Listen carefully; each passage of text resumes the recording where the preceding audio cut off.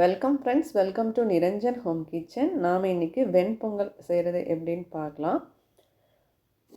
பச்சரிசி அதுக்கு நான் 1 டம்ளர் அளவுக்கு எடுத்திருக்கேன்.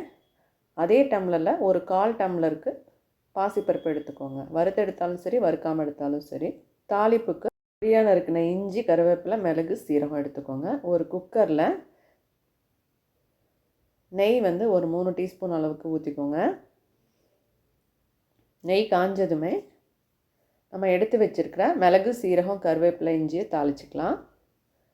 மிளகு நல்லா வெடித்து வந்ததுக்கப்புறமா நம்ம பெருங்காயத்தூள் சேர்த்துக்கலாம். அப்போ தான் வாசம் ரொம்ப நல்லாயிருக்கும். கொஞ்சம் அதிகமாகவே சேர்த்துக்கோங்க.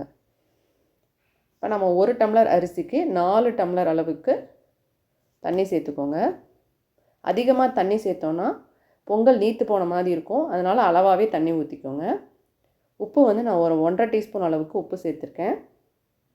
உப்பு செக் பண்ணேன். உப்பு பத்தலை, கொஞ்சம் அதிகமாக இருக்கிற மாதிரி பார்த்துக்கோங்க. அரிசி போட்டவுடனே உப்பு சரியாயிடும். நல்லா கலந்து விட்டுட்டு ஒரு மூடி போட்டு 3 விசில் 2 நிமிஷம் வச்சுக்கோங்க. நல்லா அரிசி பருப்பு நல்லா வெந்து வந்துருச்சு. கொஞ்சம் கெட்டியாக இருக்குது. இப்போ நம்ம நம்மளுக்கு தேவையான அளவுக்கு தண்ணி சேர்த்துக்கலாம். பொங்கல் குழைய வேணும்னா தண்ணியோட அளவை வெந்ததுக்கு அப்புறமா 1 டம்ளர்லேருந்து 1.5 டம்ளர் அளவுக்கு நீங்கள் ஊற்றிக்கோங்க. அந்த கன்சிஸ்டன்சிக்கு ஏற்றாப்பில் நீங்கள் தண்ணி கூட குறைய சேர்த்துக்கலாம். முதலே சேர்த்தோன்னா ரொம்ப குழஞ்ச மாதிரி ஆகிடும். நம்ம வெந்ததுக்கு அப்புறமா நம்ம 1 டம்ளரோ 1.5 டம்ளரோ நம்ம சேர்த்து நல்லா கலந்து விட்டுக்கலாம். இப்போ இறக்கி வைக்கிறதுக்கு முன்னாடி கொஞ்சமாக நெய் சேர்த்துட்டு இறக்கி வச்சோன்னா டேஸ்ட்டான நெய் வெண்பொங்கல் ரெடி ஆகிடுச்சு. வெண்பொங்கலை உளுந்த வடை, சட்னி, சாம்பாரோடு வச்சு சாப்பிடும்போது ரொம்ப டேஸ்ட்டாக இருக்கும்.